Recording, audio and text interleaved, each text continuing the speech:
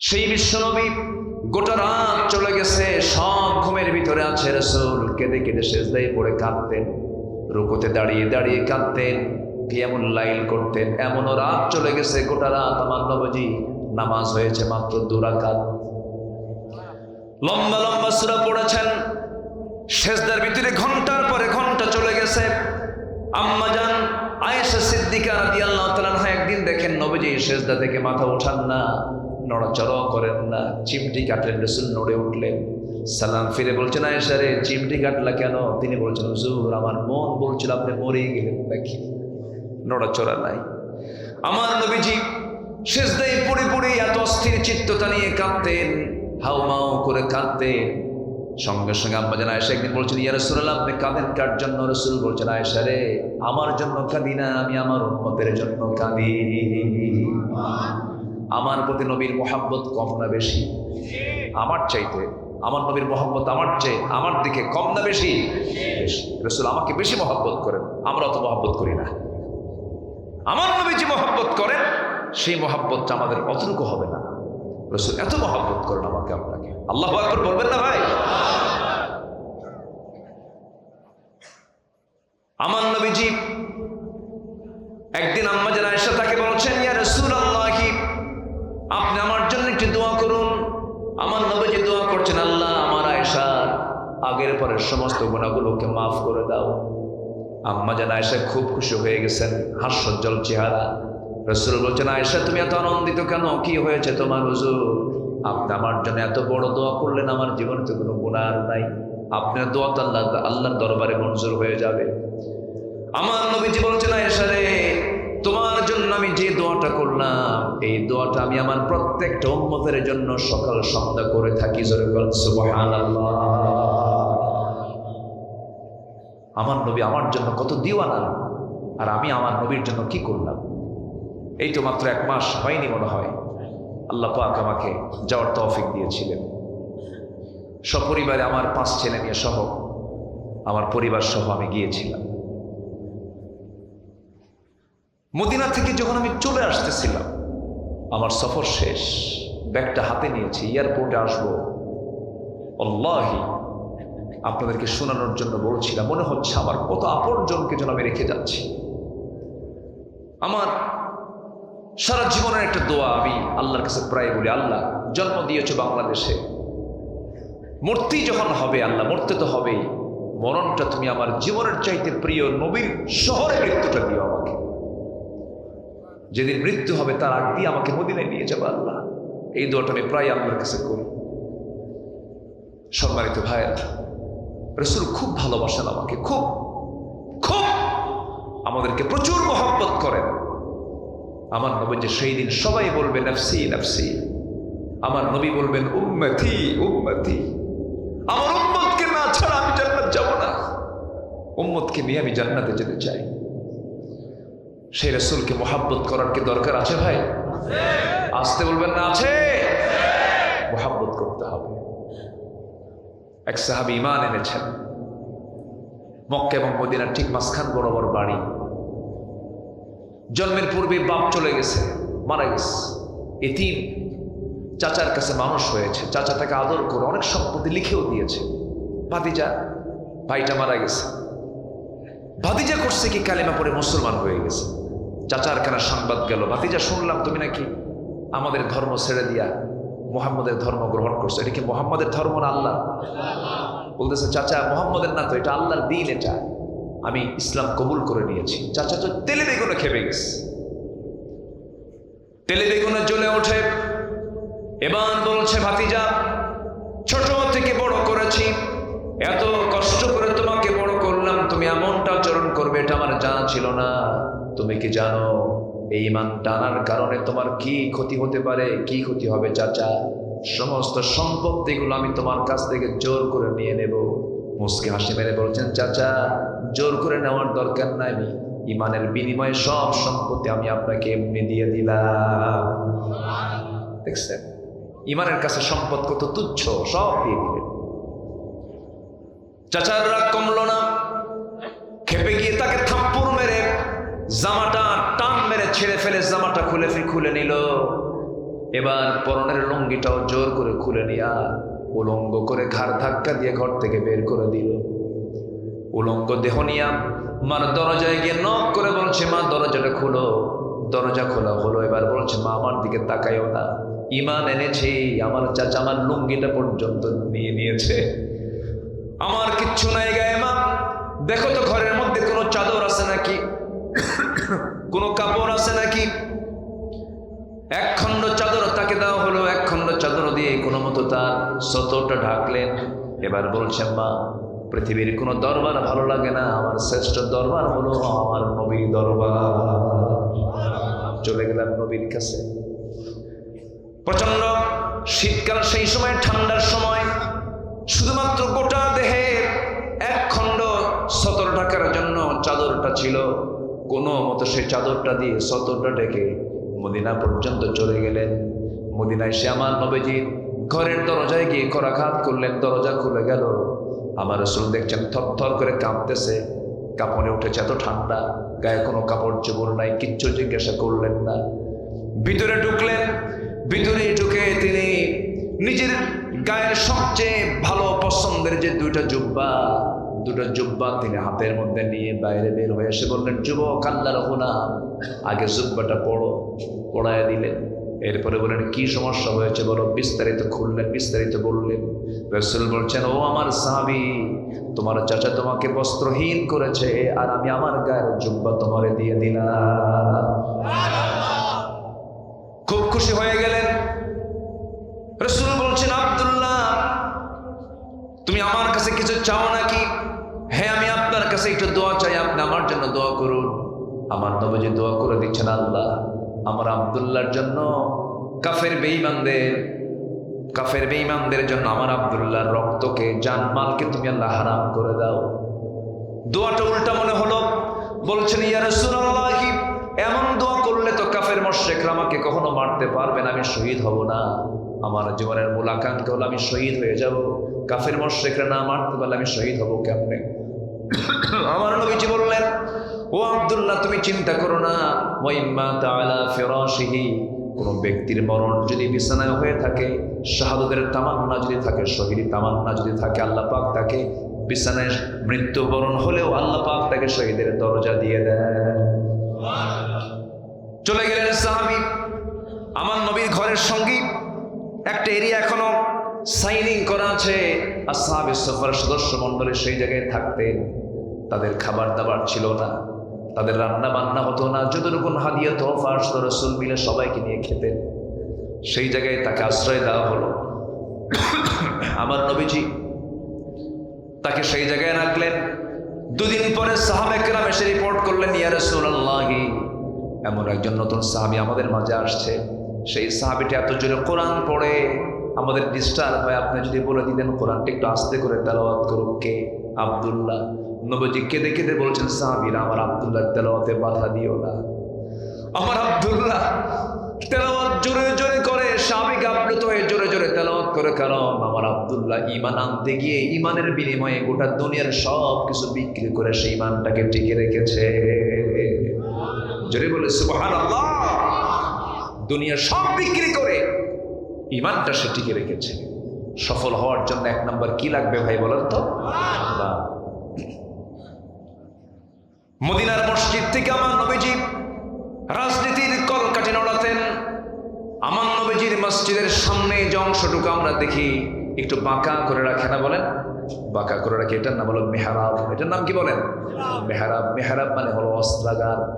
সাহাবায়ে কেরাম যুদ্ধ করে সামনে, মসজিদের সামনে যুদ্ধ, সেই তরবারিগুলো রাখতেন, অস্ত্রগুলো রাখতেন, এই জন্য তার নাম হয়েছে কি?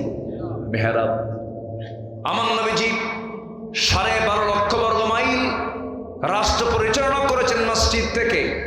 মসজিদ থেকেই তিনি বিচার কার্য পরিচালনা করেছেন।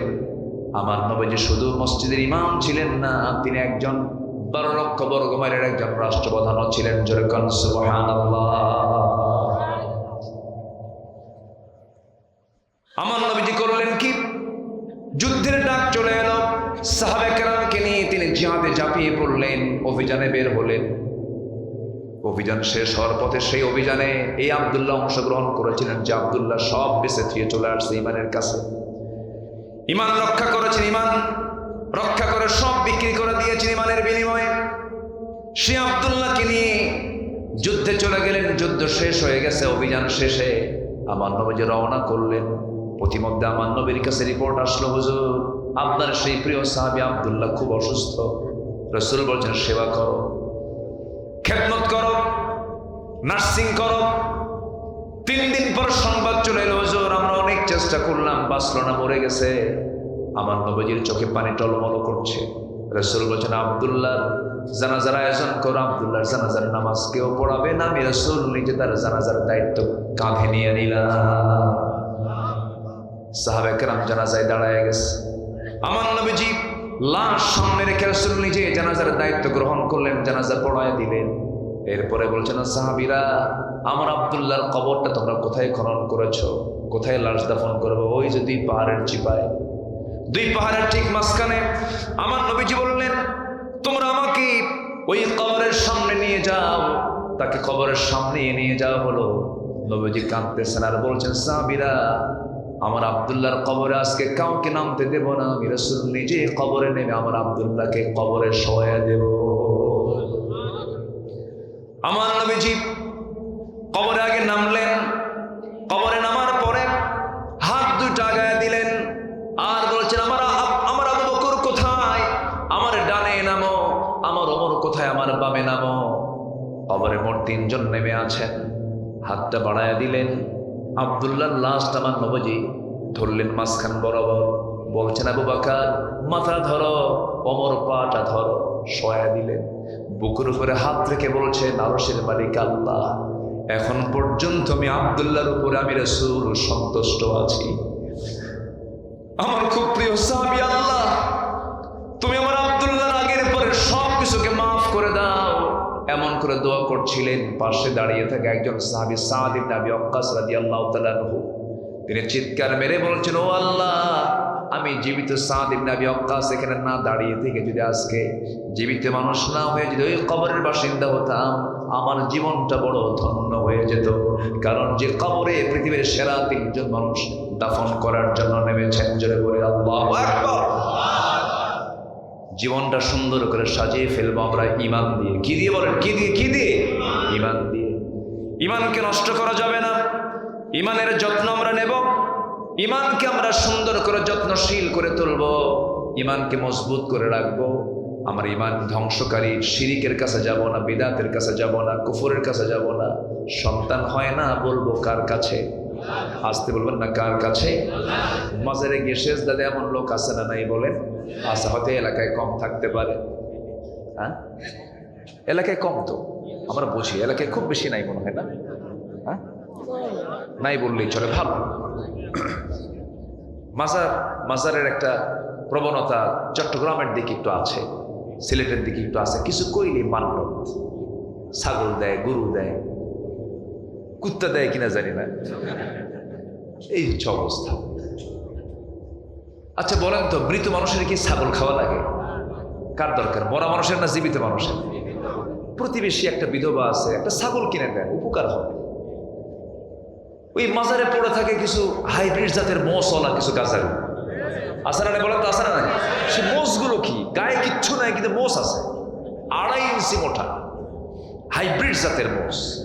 জাতের মধ্যে ধান আছে না, হাইব্রিড জাত আছে না, মোটা মোটা মানে শীষ বের হয়, 2.5 ইঞ্চি মোটা। সেই মোষগুলো কি বাগানো, লাল টকটকা, চোখও লাল, মোষও লাল, ঠোঁট দেখা যায় না, হাসেও না, কান্দেও না, এক অদ্ভুত চেহারা। আমার তো বিশ্বাস শয়তান দেখতে ওই রকমই, ঠিক কিনা? সালাড চট পড়ে থাকে এই মাজারগুলোতে, ডাকাত এগুলো ডাকাত, সালাড চট পড়ে থাকে, হাসেও না, কাঁদেও না।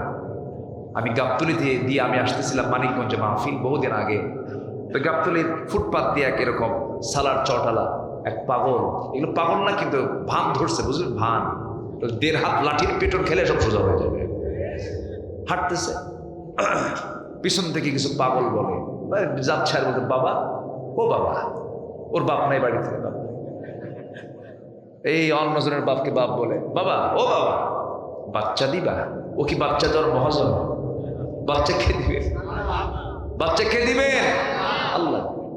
বাবা কোনো কথা কয় না, বাবা হাঁটে, হাঁটতে হাঁটতে পেশাব করতেছে, পিছন থেকে পাগলগুলো বলে এই তো বাবার রহমতের পানি ঝরা শুরু হয়েছে। মানুষ কি এত মূর্খ হয়? একটা কথা মাথায় রাখবেন, কোন পাগলের উপরে কোনো শরিয়া নাই। পাগলের উপরে কোনো শরিয়ত আছে? পাগল যদি কাউকে খুন করে ওর কি বিচার হবে? কোন বিচারপতি রায় দিতে পারবে?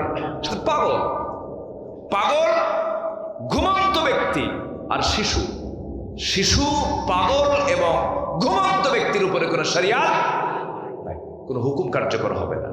অতএব এই গাজারু মাদারু অসামাজিক ব্যক্তিত্বহীন পাগল ব্যক্তি কখনো আল্লাহর ওলি হতে পারে না। এই বিষয়টা মাথায় রাখলেই এগুলো দেখবেন এগুলো সব ভণ্ডামি। বাবার মাজারে গিয়ে বলে, বাবা দেখো তো আমার 26 বছর বিয়ের বয়স, বাচ্চা হয় না, দেখো তো আমার কপালে কিছু আছে নাকি? কপালে দিয়ে রাখে, বুঝলেন? বাবা দেখে কপাল, চোখ বন্ধ করে থাকে 10 মিনিট, কিচ্ছু কয় না। হঠাৎ করে বলে যা। কি বুঝতেছেন কি আপনারা?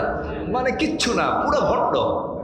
পিটাইয়া সোজা করতে হবে এই সমস্ত বেদবদের, ঠিক কিনা? আল্লাহ যাকে দেন ছেলে দেন, যাকে চান মেয়ে দেন, যাকে চান কিচ্ছু দেন না। সকল ক্ষমতা কার? আস্তে সকল ক্ষমতা কার? আল্লাহ। ইমানকে কখনো এইরকম করে নষ্ট করা যাবে না, শিরকের কাছে আমরা যাব না। জোরে বলি ইনশাআল্লাহ। সকালে বাকি দেওয়া যাবে না, শনিবারে কি বাঁশ কাটা যাবে না, বৃষ্টির দিন বিয়ে করা যাবে না, বৃষ্টির দিন বিয়ে করলে সারা জীবন চোখের পানি ফুরাবে না। ওরে কি হাদিস পাইছে আল্লাহ! এগুলো উদ্ভট ভানোয়ার কথা, এগুলোকে বিশ্বাস করা যাবে। সকালে বাকি দেওয়া যাবে না। কেন দেওয়া যাবে না? আপনি কেন বাকি দিতে পারবেন না সকালে? কে বলেছে? দিনটাই তো শুরু করলেন আপনি খরচ দিয়া, সব হবে আরো। কিন্তু এখন বাকি দেওয়াটা নিরাপদ না বিপদ? বলেন নিরাপদ না বিপদ? যে ঋণ দেয় সেই বিপদে থাকে, ঋণের টাকা সঠিক সময় আসে না। এটা হচ্ছে এটা হচ্ছে অনিসলামী সমাজের একটা অন্যতম বৈশিষ্ট্য। এটা ইসলামী সমাজের, এটা হচ্ছে ইসলামের প্র্যাকটিস থাকলে যে ঋণ নাই সেই টেনশনে থাকতে হবে ঋণটা শোধ করবো কখন। কিন্তু এখন টাকা দিবেন, সম্পর্কই শেষ, বন্ধুত্ব শেষ, থাকে না। ঋণের টাকা আপনি দিলেন, 2 মাস চলে গেল, দেয় না দেয় না দেয় না। একদিন রাগ করে বলেন, ভাই তুমি কি আমার টাকা দিবে না? তুই এখনো টের পাস নাই? কি কথা বুঝলি নাই? শেষে রাগ করে কয়, যা, তোর কাছ থেকে আমার যদি ব্যক্তিত্ব থাকে জীবনে আর টাকা চাবো না, হাসুরের দিন তুলে নেব। জবাবে বলতেছে, লম্বা ডেট পাইছি, যা। কথা কি বুঝতেছেন আপনারা? বলেন তো এটা কি ঈমান? বলেন এটা কি ঈমানের পরিচয়? 1 পয়সাও যদি কেউ ঋণ করে যায়, কিয়ামতের দিন আল্লাহ পাক আগে ওটা আগে ধরবে। শাহাদত ক্যান্সেল, জান্নাত ক্যান্সেল, আগে ঋণ শোধ কর। তাহলে বলেন ঈমানের সাথে ঋণের একটা বিশাল বিষয় আছে না নাই? বিষয় আছে, সংযোগ আছে না নাই? মৃত্যুর আগে আল্লাহর কাছে বলতে হবে, আল্লাহ আমাকে ঋণ মুক্ত হয়ে তোমার সাক্ষাৎ করার তৌফিক দিয়ে দাও। বলেন বোঝেন নাই? বোঝেন নাই? বোঝেন নাই? তাহলে এখন বলেন, ঋণদাতা ছোট হয়ে থাকবে না ঋণ গ্রহীতা ছোট হয়ে থাকবে? ঋণ গ্রহীতা, ভাই তোমার কাছে আমি ঋণী, দোয়া করো আমি যেন খুব সুসময় দিতে পারি, আমি যেন দিতে পারি। ভাই এটা হচ্ছে একটা মুসলিমের মুসলমান হবে। অথচ যে ঋণদাতা সে চরম মুসিবতে পড়ে যায়, এমনকি টাকা পর্যন্ত মার দিয়ে দেয়, এমন রেকর্ড আছে না নাই? বলেন তো। এগুলো ঈমানের সঙ্গে সাংঘর্ষিক। আল্লাহ বোঝার তৌফিক দান করুন, জোরে বলি আমিন। সফল হওয়ার জন্য শর্ত হলো 9টা, কেবল চলতেছে কয় নাম্বার? নুরু, ওয়াজ কি শেষ না শুরু? বলেন শেষ না শুরু? আরো আছে 8টা, শুনবেন তো? এই বছর না সামনের বছর? এই বছরই শুনবেন, দেখা যাক। জোরে বলি ইনশাআল্লাহ। আমার কথা কি বিরক্ত হচ্ছেন আপনারা? রাগ করতেছেন আপনারা? আল্লাহ কবুল করুন। অনেক মা বোন মাহফিল আসছেন, মা বোনরা মাহফিল আসলে কি সুন্দর করে আসে, বোরকা পরে আসে, ঢেকে ঢুকে আসে, কিন্তু মার্কেটে গেলে কি যেন হয়। হ্যাঁ, এরকম হয় না? আচ্ছা, মাহফিলে কি কোনো ফিতনা হওয়ার সম্ভাবনা আছে বলেন তো? মাহফিল কিন্তু ইসলামের জায়গা, দ্বীনের জায়গা, এখানে কিন্তু ফিতনার তেমন সম্ভাবনা নাই। কিন্তু মার্কেটে ফিতনার সম্ভাবনা আছে না নাই বলেন তো? ওই জায়গায় লিপস্টিক লাগায়, কি লাগায়? লিপস্টিক লাগায়, আশকারা মাস্কারা, যুবকের তো কাম সারা। মা, এগুলো করা যাবে না। আপনার সৌন্দর্য স্বামীর জন্য। কার জন্য বলেন? কার জন্য? স্বামীর জন্য আপনার সৌন্দর্য বরাদ্দ। টোটালটাই পাবে হলো আপনার স্বামী। আর কেউ ওই সৌন্দর্য দেখার অধিকার রাখতে পারে না। তাহলে সমাজ ঠিক থাকবে। আপনার কাছে আপনার স্ত্রী চির সুন্দরী যদি রাখতে চান, পৃথিবীর কোনো নারীর দিকে আপনি তাকাবেন না, দেখবেন আপনার স্ত্রী হয়ে গেছে গোটা পৃথিবীর সবচেয়ে সুন্দরী নারী। আর আপনার নজর যদি কুত্তা নজর হয়, কি নজর খান? কি রাগ করতেছেন নাকি আপনারা? কুকুর তো যেটা পায় সেটাই খায়। আমি কি ভুল বলতেছি ভাই? কুকুর যা পায় তাই খায়। কিন্তু ইমানদারের নজর থাকবে হারামের দিকে না হালালের দিকে? অন্যের বউ না নিজের বউ? অন্যের বউ না নিজের বউ? যুবক বিয়ে করছে, 3 দিন যাই নাই, মন খারাপ। এই মন খারাপ কেন? নতুন বউ, মন খারাপ। কে ভাই, বিয়ে তো করছি, কিন্তু সুমনের বউটা দেখতে কত সুন্দর। দেখেন, নজর গেছে সুমনের বউয়ের দিকে। অন্যের বউয়ের দিকে নজর দিলে কি নিজের বউ সুন্দর হয়? এগুলো বুঝতে হয়। এই জন্য ইমানকে যত্ন করে চলবো, দেখবেন সব জায়গায় সুখ পাবেন। আপনি পরিবারের সুখ পাবেন, ছেলেদের মাঝে সুখ পাবেন, সব জায়গায় সুখ পাবেন। ইসলাম মেনে চলবে, ঠিক কিনা বলেন? আমার বন্ধুগণ, আমার মা বোন যারা মাহফিলে আসছেন, আমি তাদের জন্য, যেহেতু প্রসঙ্গ চলে এলো, একটু হালকা বলে ফেলে। আমার মা আপনার জন্য জান্নাত পুরুষের চাইতে অনেক সোজা। অর্থনৈতিক ব্যাপারে আল্লাহ পাক আপনাকে প্রশ্ন করবেন না, কারণ স্বামী বউকে চালাবে না বউ স্বামীকে চালাবে? স্বামী বউকে চালাবে, কারণ পরিচালক হবে 2 জন না 1 জন। 2 জনে পরিচালক হলে পরে বলেন বিপদ আছে না নাই? বলেন আছে। নেতা তো 1 জন হতেই হবে। বউ যদি 1000 কোটি টাকার মালিক হয়, স্বামীর দায়িত্ব হলো খরচ করা। স্বামীর দায়িত্ব। স্বামীর সম্পদের ক্ষয় আছে, কিন্তু স্ত্রীর সম্পদের কোনো ক্ষয় নাই। সম্পদ মূলত পুরুষদের বেশি হয় না মেয়েদের বেশি হয়? ভালো করে কম মানে, সম্পদ মূলত কাদের বেশি হয়, পুরুষের না মহিলা? ভালো করে চিন্তা করে দেখেন, দেখবেন যে আপনার চাইতে আপনার বইয়ের সম্পত্তি বেশি, ম্যাক্সিমাম তো তাই। পুরুষের সম্পদের ক্ষয় হয়, ছেলের পিছনে যায়, মেয়ের পিছনে যায়, বইয়ের পিছনে যায়, সমাজে চলে যায়, কিন্তু স্ত্রীর সম্পদের কোনো খরচ নাই, তার কোনো খরচ বহন করতে হয় না। আল্লাহ পাক নারীকে এত সম্মান দিয়েছেন, এত মর্যাদা দিয়েছেন, রাজরানীর মতো সারা জীবন তারা বসে বসে খাবে। তাদের হলো চাকর হলো পুরুষ মানুষ, পুরুষ হলো চাকর, আর মেয়েরা হলো রানী। মেয়েরা কি বলেন? রানী। রানীর মতো বসে বসে খাবে। ইসলাম তাদেরকে এত অধিকার দিয়ে দিয়েছে, কিন্তু মেয়েরা বললো না, পুরুষ যদি হয় চাকর, আমরা হব চাকরানি। কি হবে বলেন? চাকরি। আপনি চাকরি করেন, সমস্যা নাই, বোরকা পরে করেন, শরিয়াত মেনে চলে করেন। আপনি ডাক্তারি করবেন, সুন্দর করে আপনি পর্দার পরিবেশ রক্ষা করে চলেন, সমস্যা নাই। কিন্তু ওই ঠোঁট ভেটকে দিয়ে, ঠোঁটে লিপস্টিক লাগায় দিয়া, রিসেপশনের অফিসে বসে একজন ক্লায়েন্ট ঢুকলো, আসসালামু আলাইকুম, বসেন, এই ওই দিস এন্ড দ্যাট, এগুলো করা যাবে না তো। এগুলো করলে বলেন বিপদ। নিরাপদ না বিপদ? বিপদ। আল্লাহ পাক নারীকে এত সম্মান দিয়েছেন। আল্লাহ বলছেন, আমি নারীর পায়ের নিচে জান্নাত রেখে দিয়েছি। যেরকম সুবহানাল্লাহ। মায়ের পায়ের নিচে কি? আর মায়ের পায়ের নিচে কি? আমার নবী যে মেয়েদের বাজার আগে করতেন। আমার নবী ছেলের বাপ না মেয়ের বাপ? আজ থেকে ছেলের বাপ না মেয়ের বাপ? মেয়ের বাপ। কয়টা মেয়ে তার? বলেন বলেন, মোট কয়টা? 4টা। মেয়ে হলে পরে মন খারাপ করে, স্বামী রাগ কইরা কয়, তোর পেট আসলেই পচা। আসেন এরকম আছে না? বলেন না? এগুলো বলা যাবে না। সন্তান ছেলে হোক মেয়ে হোক বলতে হবে আলহামদুলিল্লাহ। আমার 4টা মেয়ে, কেউ তো আলহামদুলিল্লাহ বললেন না। বিয়ে কি আপনি দিবেন?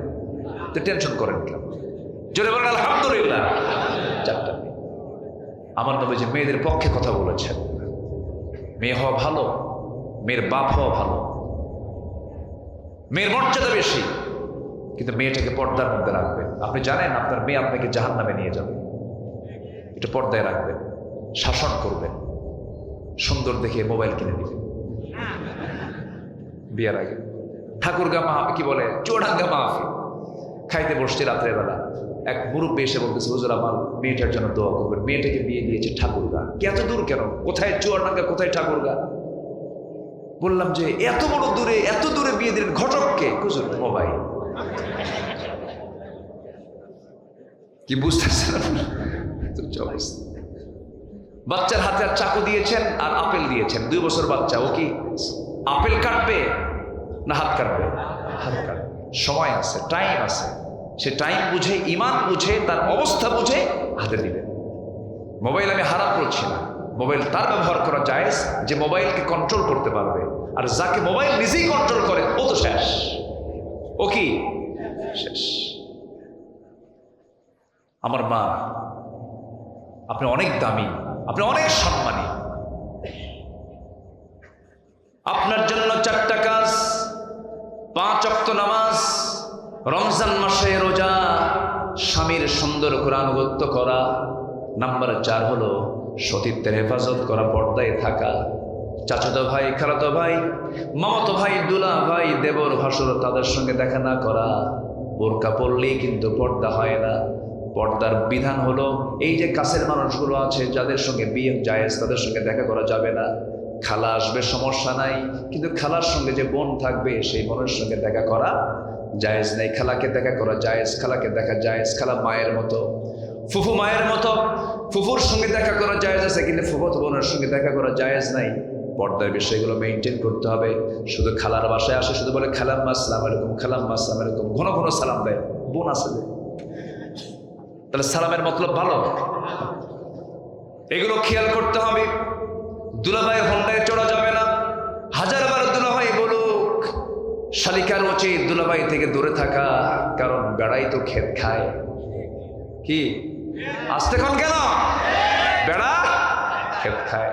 খেয়াল করতে হবে, দূরের মানুষের ক্ষতি কম, কাছের মানুষের ক্ষতি বেশি। দুলাভাই বলল, ওঠ,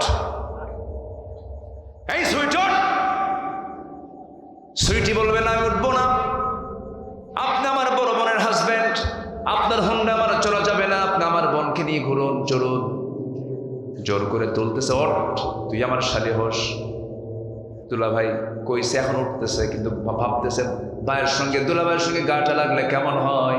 দূরেই বসেছে, কাছে লাগাচ্ছে না, কারণ গায়ের সঙ্গে গা লাগলে তো একটু কেমন হবে। দূরেই বসেছে, মাঝখানে গ্যাপ রাখছে। দুলাভাই সামনে যেমন ব্রেক মারছে, এক ব্রেকে গ্যাপ পুরো।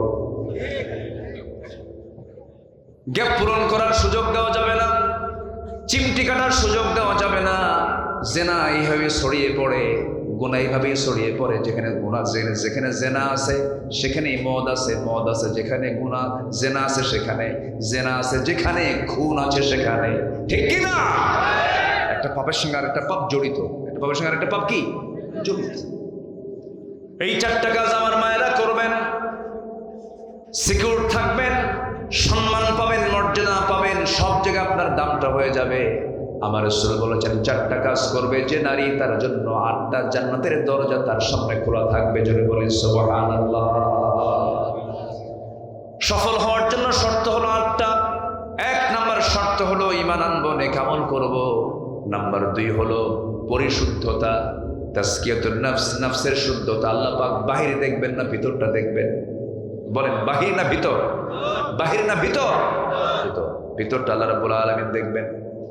মুনাফিকের ভিতর কখনো সুন্দর হয় না, ইমানদারের ভিতরও সুন্দর, বাইরেও সুন্দর। আল্লাহ রাব্বুল আলামিন বলেন, ক্বাদ আফলাহা মান তাযাক্কা ওয়া যাকারা ইসমা রাব্বিহি ফাসাল্লা বাল তু'থিরুনাল হায়াতাদ দুনিয়া ওয়াল আখিরাতু খায়রুন ওয়া আবকা ইন্না হাযা লাফিস সুহুফিল উলা সুহুফি ইব্রাহিম ওয়া মূসা।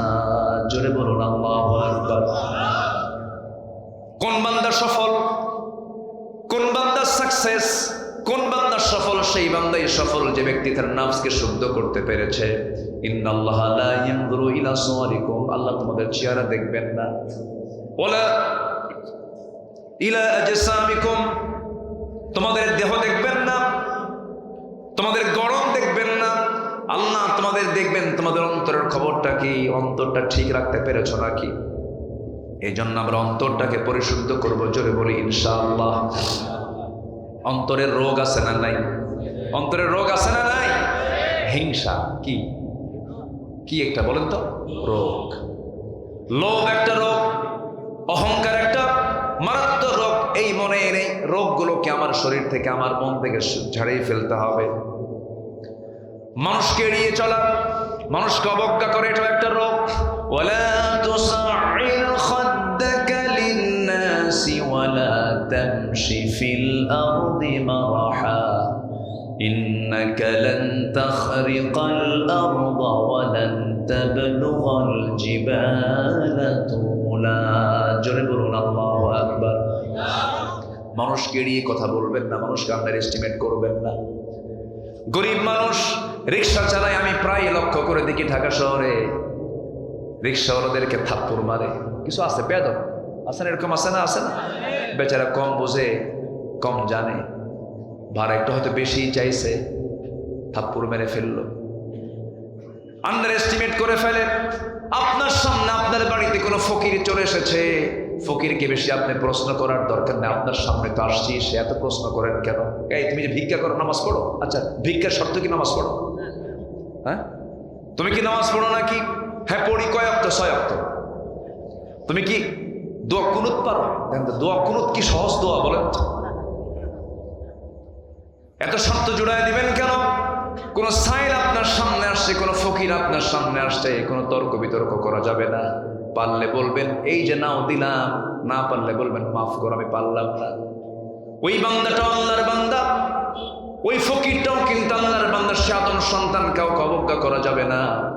আমার নবীজি একদিন বসে আছেন, দুজন কুরাইশদের বড় নেতার সামনে বসে আছে। এক অন্ধ সাহাবী নবীর সঙ্গে দেখা করতে আসছিলেন। রাসূল ওই অন্ধ সাহাবীর দিকে না তাকায়া বারবার কুরাইশদের দিকে তাকায় তাকায় কথা বলছিলেন, তাদেরকে দাওয়াত দিচ্ছিলেন। তারাই বুঝি কালেমা পড়ে মুসলমান হয়ে গেলে অনেক উপকার হয়ে যাবে।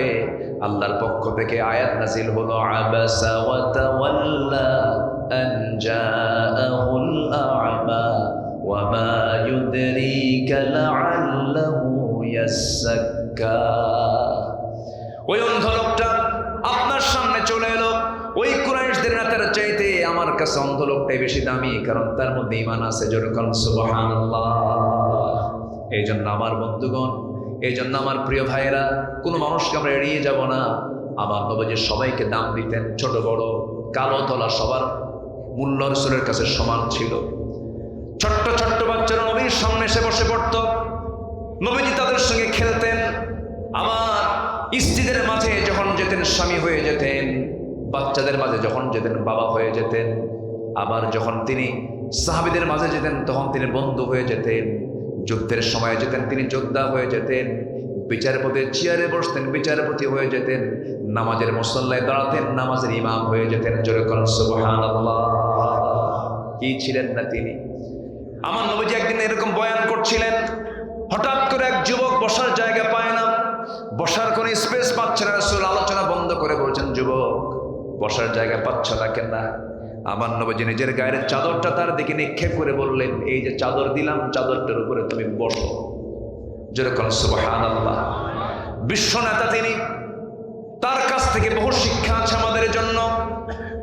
সবাইকে তিনি সমান চোখে দেখতেন, স্ত্রীদের মাঝে তিনি সমতা রক্ষা করেছেন। আমার নবীজি এক স্ত্রীর স্বামী না একাধিক স্ত্রীর স্বামী? একাধিক স্ত্রী কি সহজ না? এক স্ত্রী সহজ, এক স্ত্রী সহজ, একাধিক স্ত্রী লালন পালন চরম কঠিন ব্যাপার। আমাদের গ্রামে একটা প্রবাদ আছে, কাউকে যদি বিপদে ফেলে দিতে চাও, চেয়ারম্যানে দাঁড়ায়া দাও, বিয়ে 2 খান করাইয়া দাও, আর ভাঙ্গা একখান গাড়ি কিনে দাও। কি ঠিক কিনা? খান বলে কিনা, বলে কিনা? যদিও মুরব্বীরা কথাগুলো বলেছেন, কিছু যুক্তি থেকে যায়। আমার নবীজি সহজটা করেছেন না কঠিনটা করেছেন? কঠিনটা করেছেন, কারণ কঠিনের মধ্যেই তো সহজ থেকে যায়, সহজের মধ্যে তো কঠিন থাকে না। আল্লাহ পাক তাকে দিয়ে সব আদর্শগুলো শিখিয়ে দিয়েছেন। আমার নবীজির সামনে 4 স্ত্রী আস্তে করে নবীর সামনে সে বসে বলছেন, হুজুর একটা প্রশ্ন করব। কি প্রশ্ন? কয়জন করবো? 4 জনের প্রশ্ন। কি প্রশ্ন? হুজুর আপনি সত্যি করে বলুন তো, আমাদের 4 জনের মধ্যে গন্ডগোল লেগেছে। আপনি 4 জনের মধ্যে 1 নাম্বার কাকে সবচেয়ে বেশি ভালোবাসেন? বলেন তো, উত্তর দেওয়া যাবে? আমার রাসূল বলছেন, যে প্রশ্ন করেছে উত্তর দিতে আমার সময় লাগবে, কালকে বলবো, তোমরা এখন চলে যাও। মানে তারা টের পাচ্ছে না। সবাই বলছে আমাকে বেশি ভালোবাসে, আমাকে বেশি ভালোবাসে, কেউ বলতে পারছে না আমাকে কম ভালোবাসে, সব বলছে আমাকে বেশি ভালোবাসে। রাসূল 4 জনকে পাঠায় দিলেন। সন্ধ্যা হয়ে গেল, রাত হয়ে গেল, অন্ধকার যখন হয়ে গেছে, আমার নবীর স্ত্রীদের ঘরগুলো ছিল ছোট ছোট। আম্মা জান আয়েশা বলেন, শুধু আমি আয়েশা আমার ঘরে একটা কাঠের দরজা ছিল, আর বাকি সব ঘরের সামনে সালার চট ছিল। নবীর ছোট্ট ছোট্ট ঘর ছিল। অথচ রাসূল মাঝে মাঝে আল্লাহকে বলতেন, আল্লাহ, সাহাবা একরামকে বলতেন, ও সাহাবীরা, আমি যদি আল্লাহর কাছে বলতাম উহুদ পাহাড় আমার জন্য সোনার, দ্বিতীয় স্ত্রী ঘরে গিয়েও একই কথা বললেন। দুইটা খেজুর দিলেন, আবার একই কথা বললেন। 4 স্ত্রীর ঘরে দুইটা করে মোট 8টা খেজুর দিয়ে একই কথা বলে আসলেন, শোনো এই কথা যেন কেউ না জানে। পরের দিন সকালবেলা 4 স্ত্রী একসঙ্গে গিয়ে রাসূলের সামনে বলছিল, হুজুর, আজকে আপনি জানাতে চেয়েছেন আপনি কাকে সবচেয়ে বেশি ভালোবাসেন। আমার নবীজি অত্যন্ত বিচক্ষণতার সাথে বললেন, আমি তাকে সবচেয়ে বেশি ভালোবাসি যাকে লুকায় লুকায় গত রাত্রে 2টা খেজুর দিয়ে আসছি। যেরকম সুবহানাল্লাহ। এটার নাম হচ্ছে হিকমত। এটার নাম কি বলেন? হিকমত। ওয়ালাকাদ আতাইনা লুকমানাল হিকমত, আমি লোকমানকে হিকমত দিয়েছি, তাকে নবুয়ত দিই নাই, কিন্তু কি দিয়েছি? হিকমত দিয়েছি। হিকমত থাকলে সবকিছু করা যায়। এই হিকমত, এটা কার দান? কার দান? আল্লাহর দান। আল্লাহ দেন সবাইকে। আল্লাহ ইউতিল হিকমাতা মান ইয়াশা, আল্লাহ পাক যাকে চান তাকে হিকমত দেন। আল্লাহু আকবার বলেন। একই কথা একজন বললে মিষ্টি লাগে, আবার একই কথা একজন বললে কেঁচা লাগে, ঠিক কিনা বলেন? কষ্ট পাচ্ছেন মনে হয় আপনারা? আমার নবীজি সবার সঙ্গে মিশে যেতেন, খুব কাছে টেনে নিতেন। সাহাবায়ে কেরাম মাঝে মাঝে সাইয়েদনা আবু বকর বলতেন, ইয়া রাসূলুল্লাহ, আপনাকে দেখলে আমার ক্ষুধা বন্ধ হয়ে যায়, ক্ষুধা থাকে না আমার ভিতরে। আমার নবীজি এত মিষ্ট হাসির মানুষ ছিলেন, সবার সঙ্গে ফ্রিলি কথা বলতেন। এরকম একদিন ওয়াজ চলছিল, একজন সাহাবীর সামনে থেকে দাঁড়ায় বলছেন, হুজুর, আমি একটা ওয়াজ করতে চাই। কি ওয়াজ করবে বলো? সামনে দাঁড়ায় বলে, হুজুর, আমার কি ওয়াজ? এরকম ওয়াজ নাকি?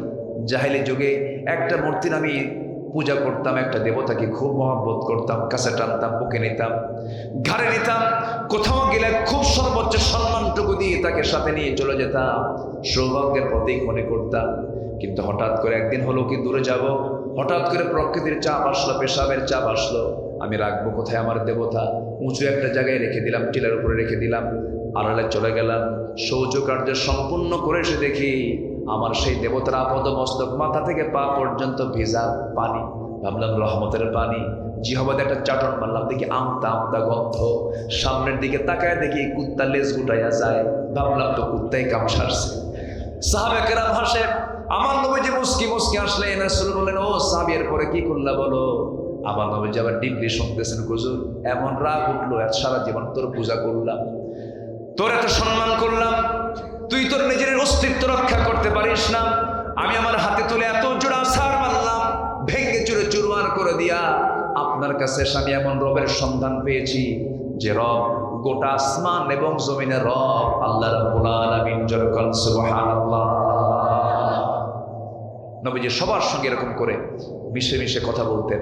আমরাও মিশুক হব, সুন্দর আচরণ দেখাবো, সুন্দর কথা বলবো, আশেপাশে মুখ থেকে কোনো মিথ্যা কথা বলতে যাব। আল্লাহ কবুল করুন, জোরে বলি আমিন। নফসকে আমরা কি রাখবো? ভেজাল না নির্ভেজাল? হিংসা না হিংসা মুক্ত? লোভ না লোভ মুক্ত? অহংকার না অহংকার মুক্ত? অহংকার মুক্ত হৃদয় বানাবো। দেখবেন আপনি অহংকার করবেন না, আপনার মনটা খুব ফ্রেশ। আপনি অতি আকাঙ্ক্ষা বেশি দেখাবেন, আপনি সুখ পাবেন না, আপনি আরাম পাবেন না। যার মধ্যে অভাব বেশি তার মধ্যে অসুখ বেশি। কি কথা কি বুঝতেছেন কি আপনি? কিছু লোক আছে 1000 কোটি টাকার মালিক, এরপরে কিন্তু অভাব কাটে না। আসলে এরকম লোক আছে না, যে খুব অভাবী, তার কোনোদিন সুখ নাই। আর যে ভাবে না আমার কোনো অভাব নেই, আমি যা আছে আলহামদুলিল্লাহ, ওর চাইতে ফ্রি মানুষ, ওর চাইতে সুখী মানুষ পৃথিবী তার দ্বিতীয়টা নাই। আমরা অভাব মুক্ত মনে করবো, জোরে বলি ইনশাআল্লাহ। ক্যান্সার আক্রান্ত এক বেচারি, সেদিন তাকে প্রশ্ন করেছে একজন, আচ্ছা তোমার যে ক্যান্সার হয়েছে, তোমার আল্লাহর ব্যাপারে তোমার কমেন্ট কি? সে একটা মুস্কি হাসি দিচ্ছে আর কেঁদে কেঁদে বলছে, আমি আল্লাহর উপরে খুশি আছি, তবে কোনো বান্দার যদি কোনো অসুখ না হয়, সে যদি সুস্থ থাকে, তার উচিত আল্লাহর বিরুদ্ধে কোনো অভিযোগ না দেওয়া। কিচ্ছু দেয়নি আল্লাহ তাকে, শুধু সুস্থ রেখেছে। এর চাইতে বড় পাওয়া পৃথিবীতে বান্দার জীবনে আর নাই কিছু। আসুন না আমরা মনকে ফ্রেশ রাখি, চিত্তকে সুস্থ রাখি, মনকে পরিশুদ্ধ করে ফেলি, হিংসা দিয়ে নয়, মানবতা দিয়ে, কৃপণতা দিয়ে নয়, উদারতা দিয়ে, ভয় নয়, সাহসিকতা দিয়ে, হতাশা নয়, আশা দিয়ে। জোরে বলি ইনশাআল্লাহ। আমরা অনেক দূর এগিয়ে যাবো, এই দেশ অনেক দূর এগিয়ে যাবে, আমার পরিবার এগিয়ে যাবে, আমার সমাজ এগিয়ে যাবে। নফসকে আমরা শুদ্ধ করব, আল্লাহ কবুল করুন। ওমরে ফারুক রাদিয়াল্লাহু আনহুর কথা মনে হলো। এক বোতল মধু রাষ্ট্র থেকে পেয়েছেন, রাষ্ট্রনায়ক, কিন্তু কি নায়ক? রাষ্ট্রনায়ক। ছোটখাটো রাষ্ট্রনায়ক? ছোটখাটো 40টা রাষ্ট্র হয়েছে তার, যে এরিয়াটা ছিল, এখন 40টা রাষ্ট্র, বিশাল সাম্রাজ্য চালিয়েছেন ছোট্ট একটা কুড়ে ঘরে থেকে, ছেঁড়া কাপড় পরে। আল্লাহু আকবার বলে, ছেঁড়া কাপড় পরে আছেন, কেউ সাহস করে তাকে বলার সাহস পায় না। নবীর 2 স্ত্রী এসে বলছেন, আমিরুল মুমিনিন, একটু উন্নত জীবন গ্রহণ করা দরকার, কূটনীতিকরা আসে, বিদেশি মেহমানরা আসে, ছেঁড়া কাপড় পরা থাকেন, এটা হলো? উনি খেপে গেলেন, বললেন, তোমরা নবীর বউ হয়ে এই কথা কও, নবীর স্ত্রী হয়ে এই কথা বলো? নবীজি বিছানার চাদর পান না, নিজের জুব্বাটাকে চাদর বানায় গোটা রাত কাটায় দেন। এত কষ্ট রাসূল যদি তার পজিশনে যদি জীবনযাপন করতে পারেন, আমার জুব্বা দেখে ওরা ভয় পায় না, আমার তাকওয়া দেখে ওরা ভয় পায়। আল্লাহু আকবার। এক বিচিত্র মানুষ ছিলেন তিনি। কখনো তিনি ঝোলওয়ালা তরকারি খান নাই। খেলাফতে পাওয়ার পর তাকে প্রশ্ন করা হলো, ঝোলওয়ালা খাবার খান না কেন? আমার নাগরিকরা খায় না, আমি খাবো কেন? সুবহানাল্লাহ বলবেন না? দামি খাবার এক গভর্নর বানায় নিয়ে আসছে, মানে খলিফাকে সন্তুষ্ট করার জন্য। এই যেটা আমার স্ত্রী বানায় দিচ্ছে, আপনার স্পেশাল খাবার, আপনি খান। তিনি বললেন, তোমার এলাকার জনগণ কি এটা পায়? না, তুই খা। আল্লাহু আকবার বলবেন না? তাদেরকে কেউ তেল মারতে পারে নাই, কিন্তু আমার দেশে তেল মারা কম হয় না, বেশি হয়? কি মারে? 16 বছর ধরে সংসদে শুধু গানই শুনছি আমরা। হ্যাঁ, গান শোনেন নাই? এই তো দেখছেন কি সুন্দর জানে সবাই। এত তেল মারে এই জাতি। সাইয়েদনা ওমর ফারুক রাদিয়াল্লাহু তাআলা আনহু রাষ্ট্রের কিছু মধু নিয়ে আসছেন, প্রতিবেশী সহ ওনার 5টা ভাগ হবে। এক বোতলে কয় ভাগ হবে? 5 ভাগ। বোতলটা নিয়ে স্ত্রীকে বলেন, সুন্দর করে এটা ভাগ করো। তো উনি ভাগ শুরু করেছেন, তৎক্ষণাৎ তিনি বলেন, না, বোতলটা দাও আমার, আমি তোমাকে ভাগ করতে দেবো না। আচ্ছা বলেন তো, কোনো স্বামী যদি বউয়ের সঙ্গে এমন আচরণ করে কি হতে পারে? আপনাদের বউরা মনে হয় রাবেয়া বসছে, সব মনে হয় নাকি?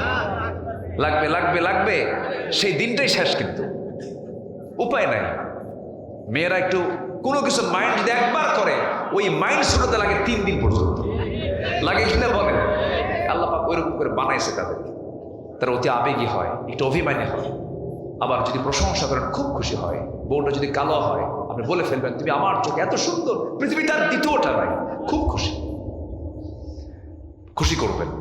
আমার রাসূল স্ত্রীদেরকে হুমায়রা বলে ডাকতেন, তাহেরা বলে ডাকতেন, খুব প্রশংসা করতেন। মেয়েরা প্রশংসা পেলে, স্বামীর মুখে যদি শোনে প্রশংসা, দেখবেন আপনার ঘরটা আলোকিত জান্নাতের ঘর হয়ে গেছে। নিজের স্ত্রীর সামনে অন্য কোনো নারীর প্রশংসা করবেন না, এটা উচিত না। এরকম কিছু পুরুষ আছে না? আছে কিনা বলেন? আছে কিনা বলেন? অশান্তি ডেকে আনে, এগুলো করা যাবে না, ঠিক না, এটা ইসলামে এলাও করে না। তিনি বোতলটা নিলেন, স্ত্রী ভাবলেন যে এটা কেমন করলো, এটা আমাকে মাইন্ড করলো। উনি কিচ্ছু বললেন না, আমিরুল মুমিনিন তো, কি বলবেন? হয়তো বা কোনো কারণ থাকতে পারে। বোতলটা নিয়ে গিয়ে প্রতিবেশীর ঘরে একজনকে ডাক দিয়ে বললেন, প্রতিবেশী শোনো, সুন্দর করে সমান 5 ভাগে ভাগ করবে।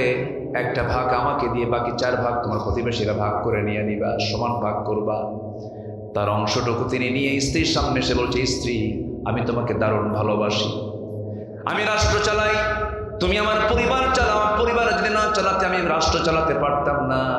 সন্তানের দেখভাল তুমিই করো, আমার জন্য তুমি বড় উপকার করে থাকো, আমি তোমার কাছে চিরকৃতজ্ঞ।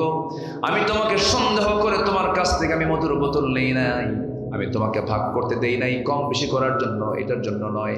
আমি ভাগ করতে এই জন্য দেই নাই, কারণ মধু ভাগ করতে নিয়ে, মধু যেহেতু তরল জিনিস, এই মধু ভাগ করতে নিয়ে 1 ফোঁটা 2 ফোঁটা মধু তোমার হাতে লেগে যাবে, এটা তো সমান ভাগে ভাগ করা সম্ভব হবে না।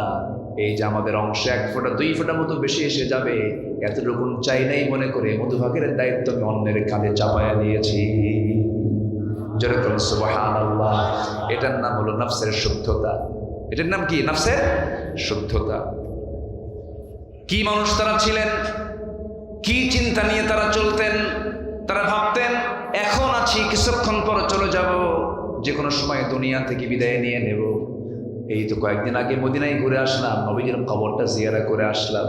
ওই নবীর কবরের পাশেই শুয়ে আছেন সাইয়েদনা ওমর ফারুক রাদিয়াল্লাহু তাআলা আনহু। ওই জায়গায় তার থাকার কথা ছিল না। রাসূল যে কবরে শুয়ে আছেন সেই কবর তো কিন্তু কবরস্থান ছিল না, সেই কবরস্থানটা ছিল একটা ঘর। সেই ঘরটা ছিল আমার নবীজির স্ত্রী আম্মা জান আয়েশা সিদ্দিকার ঘর। সেই ঘরে তিনি ইন্তেকাল করেন, সেই ঘরে তাকে দাফন করা হয়েছে। আম্মা জান আয়েশা সিদ্দিকা রাসূলকে বিদায় জানালেন, আমার নবীর লাশটা সেই জায়গায় থাকলো। ওই জায়গায় কবর খনন করা হলো, সেই জায়গায় তাকে দাফন করা হলো। আমার নবীর ইন্তেকালের 2 বছর পর প্রথম খলিফা দুনিয়া থেকে বিদায় নিলেন, নবীর কবরের পাশে তাকে সমাহিত করা হলো। আর কিছু জায়গা থেকে গেল, আম্মা জান আয়েশা সিদ্দিকার মনের বড় শখ ছিল, আমি নবীর পাশে ঘুমাবো, আমি নবীর পাশে শুয়ে থাকবো, কারণ ঘরটা কার? মা আয়েশা সিদ্দিকার ঘর। কিন্তু সাইয়েদনা ওমর ফারুক রাদিয়াল্লাহু তাআলা আনহু নামাজে দাঁড়ালেন। একদিন হঠাৎ করে পিছন থেকে একজন জালিম এসে তার পেটে ছুরিকাঘাত করলো, পিঠ দিয়ে তরবারি ঢুকায় দিল। রক্তাক্ত অবস্থায় তিনি জমিনে পড়ে গেলেন, মারা যান নাই, রক্তক্ষরণ হচ্ছিল। তিনি দুনিয়া থেকে যখন তখন বিদায় হবেন, এখনো তিনি কথা বলতে পারছিলেন। কেঁদে কেঁদে বলছেন, আব্দুল্লাহ আমার ছেলে, এইদিকে আসো। আম্মা আয়েশার কাছে গিয়ে আমার সালাম জানায় বলো, মা আয়েশা যদি তারা জায়গাটা দিত, আমার বড় শখ, আমি নবীর পাশে ঘুমাতাম। যেরকম সুবহানাল্লাহ, আমি নবীর পাশে ঘুমাতাম।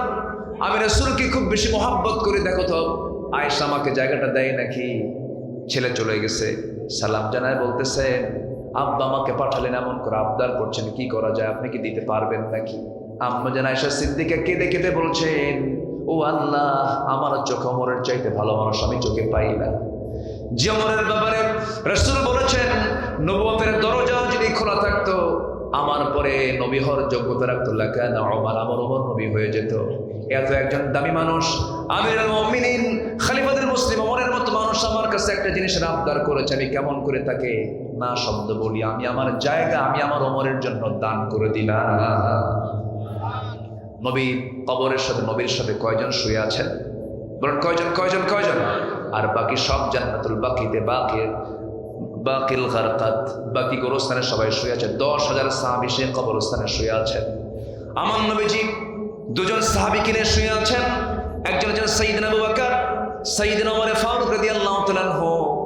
আমি এবার আমার রাসূলের যে মসজিদটা, মূল যে মসজিদ, যেখানে মিম্বার এবং আমার নবীর ঘর, অর্থাৎ এখন যেটা কবর, রাসূল মাঝে মাঝে বলতেন, মা বাইনা বাইতি ওয়া মিম্বারি রাউদাতুম মিন রিয়াদিল জান্নাহ।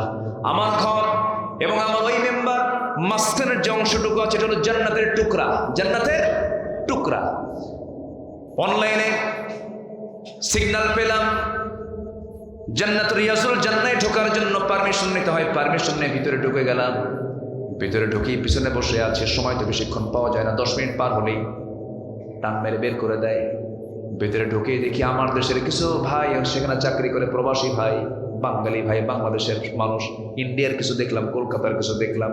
আমাকে দেখি চিনে ফেলছে, সালাম দেবেন, হুজুর জিয়ারা করতে আসছেন? হ্যাঁ। থাকতে দিবে না বেশিক্ষণ? বললাম থাকবো বেশিক্ষণ, কি করা যায়? তো বলতে, হুজুর দেখি কি করা যায়। তোর আমাকে চিনে, এই চেনাটাকে কাজে লাগায়া ওখানকার যে প্রশাসনিক কর্মকর্তা তাকে মোটিভেট করছে, এমন পাম দিছে, বুঝলেন? পাম দেওয়া বুঝলেন তো?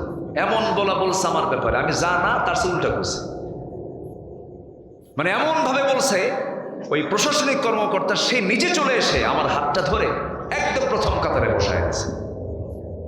আমার নবীর ঘর অর্থাৎ কবরের দেওয়াল ঘেঁষে ফার্স্ট প্রথম কাতারের কোনায় বসায় দিয়ে আমাকে একটা ইনটেক জমজমের বোতল আমাকে দিয়ে, আর কিছু খেজুর দিয়ে, আর কিছু আতর দিয়ে আমাকে উনি ওয়েলকাম জানালেন। মানে খুব আমাকে সম্মান করলেন। তখন আমি ওদেরকে বললাম, তোরা তো ভালোই পারিস দেখি। আলহামদুলিল্লাহ। বসে আমি ডান দিকে একবার তাকাই, ডান দিকে তাকায় দেখে নবীর মেম্বার, যে মেম্বারে দাঁড়িয়ে রাসূল খুতবা দিতেন। আর বাম দিকে তাকায় দেখি একটু ফাঁকা, রাসূল সেখানে শুয়ে আছেন। একদম নবীজির এত ঘন চলাফেরা হয়েছে, এত হেঁটেছেন ওই দিক দিয়ে।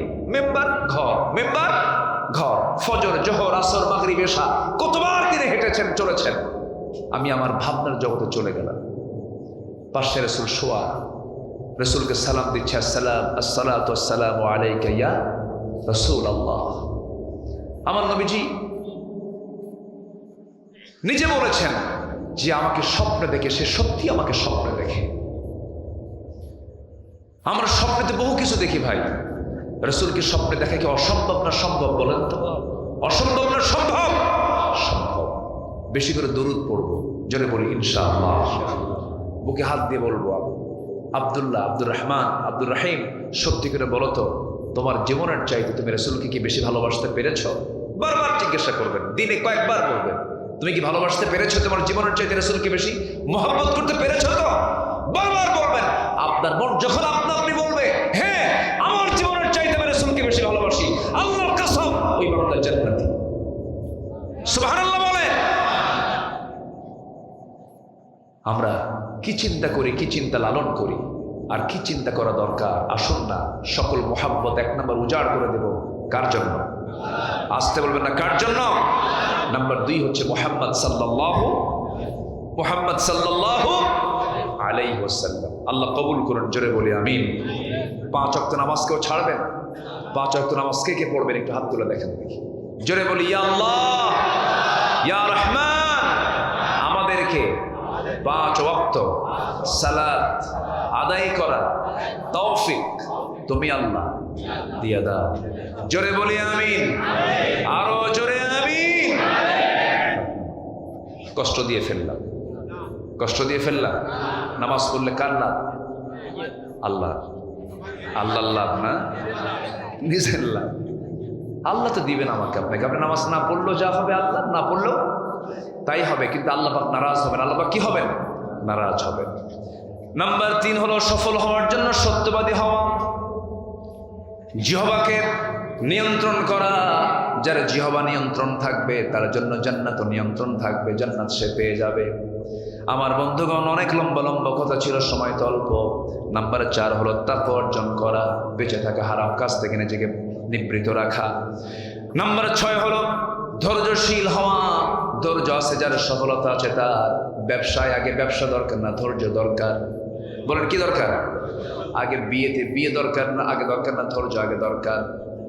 বেশ কয়েকদিন আগে এক মহিলা আমাকে ফোন দিয়ে বলে, হুজুর আমার স্বামী আমার সকালেও তালাক দেয়, বিকেলেও তালাক দেয়, আমি কি আসি না নাই? কি কথা কি বুঝতেছেন? এরকম বহু আছে, এরকম আসে না নাই? ধৈর্যহীনতা, সব শেষ হয়ে যায়, ধ্বংস হয়ে যায়। বিয়েটা জেনায় রূপ নিয়ে নেয়, তালাক দিয়ে আবার সেই তালাকের মহিলাকে নিয়ে সংসার করে, জেনা হয়ে যাচ্ছে, কত গুনাহ হয়ে যাচ্ছে, শুধুমাত্র ধৈর্যহীনতার কারণে। ধৈর্যশীল হলে পরে এরকম হতো না। নাম্বার 6 হলো আল্লাহ এবং রাসূলের আনুগত্য করা। জীবনের সকল জায়গায় সে ব্যক্তি সফল হয়ে যাবে। ফাকাদ ফাযা ফাওজান আযীমা। আল্লাহ রাব্বুল আলামিন 7 নাম্বার বলছেন, সৎ কাজের আদেশ দেবে, অসৎ কাজের বাধা দেবে, তোমরা সফল হয়ে যাবে। তা'মুরুনা বিল মা'রুফি ওয়া ইয়ানহাউনা আনিল মুনকার ওয়া উলাইকা হুমুল মুফলিহুন। নাম্বার 8 হলো তওবা করা। আল্লাহর কাছে শর্তহীনভাবে তওবা করব আমরা, নিঃশর্ত তওবা করব আমরা, মাফ চেয়ে নেব। আল্লাহ ভুল হয়ে গেছে, মাফ করে দাও। ভুলের মতো, মাফের মতো মাফ চাইলে ক্ষমা করে দিবেন তিনি আমাকে, তিনি কি আমার? বলেন তিনি কে? আল্লাহ। নাম্বার 9 হলো প্রকৃত মুমিন হওয়া। প্রকৃত মুমিনের জন্য 7টা গুণ দরকার। সূরা মুমিনুন প্রথম দিকের 7 থেকে 8টা আয়াত মুখস্থ করবেন, জানবেন, 7টা গুণ পেয়ে যাবেন প্রকৃত মুমিন হওয়া। ক্বাদ আফলাহাল মুমিনুন। মুমিনরাই সফল। কোন মুমিনরা? যারা নামাজ ঠিক রাখে, জিহ্বা ঠিক রাখে, যাকাত ঠিক রাখে, যৌনাঙ্গ ঠিক রাখে, ওয়াদা ঠিক রাখে, আমানত ঠিক রাখে, নামাজ ঠিক রাখে। এই 7টা কাজ করবে যারা, তারাই হলো মুমিন। আমি আল্লাহ তাদের হাতে জান্নাতুল ফিরদাউসের চাবি আমি আল্লাহ নিজে উঠায়া দেব। সুবহানাল্লাহ। আল্লাহ কবুল করুন, জোরে বলি আমিন। অনেক কথা বলে ফেলেছি, লোকজন ওঠা বসা শুরু হয়ে গেছে, ওঠা শুরু হয়েছে। আমরা এখন দোয়ার দিকে যাই। আমরা চাইবো কার কাছে বলেন তো? শেষ করে দিই? শেষ করবো না? আলোচনা চালাবো? আরো চালাবো? আলোচনা চলো, হুজুর মরুক। 2 ঘন্টা কেমনে চলে গেল আমি বুঝলাম না তো।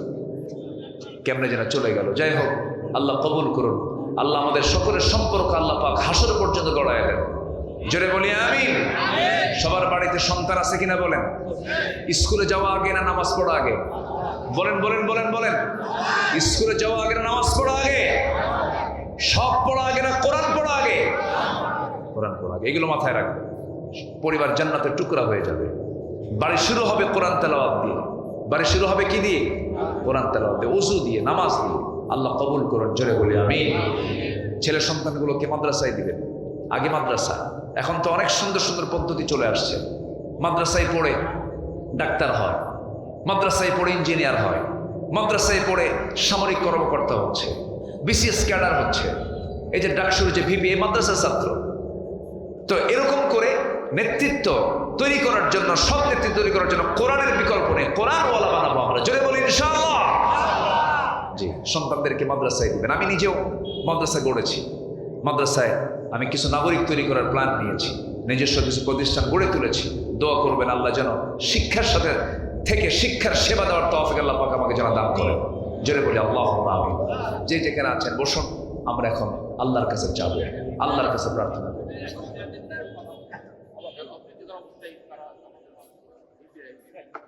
থাক না, আপনি অন্য একটা প্রসঙ্গ নিয়ে আমি এখন কি বলবো। বসেন সবাই, আমরা সবাই বলি সুবহানাকাল্লাহুম্মা ওয়া বিহামদিকা আশহাদু আল্লা ইলাহা ইল্লা আনতা আস্তাগফিরুকা ওয়া আতুবু ইলাইকা। চিৎকার মেরে বলি, ইয়া আল্লাহ, আমার জীবনের সগীরা কবীরা, ছোট বড় সব গুনাহ তুমি আল্লাহ মাফ করে দাও। জোরে বলুন ইয়া রাব্বাল আলামিন, ইয়া রাব্বাল আলামিন। দোয়া আমরা আল্লাহর কাছে চাই, দোয়া করি। গজল শুনবেন? আগ্রহ আছে আপনাদের?